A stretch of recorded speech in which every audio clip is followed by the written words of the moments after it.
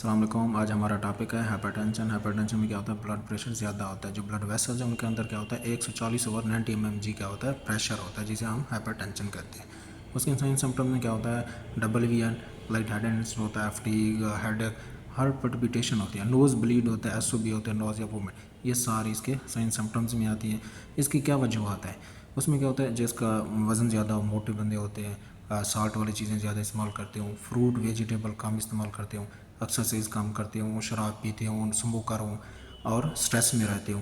اس کے علاوہ over age جیسے 65 ہے, ان میں یہ ساری وجوہات ہیں جو ہائپرٹینشن کرواتے ہیں. اگر اس کو ٹریٹ نہ کرے تو کمپلیکیشن میں اینوریزم ہو جاتا ہے, ہارٹ فیلر, کڈنی پرابلم, آئی پرابلم, اسٹروک اور میٹابولک سنڈروم بھی ہوتی ہے.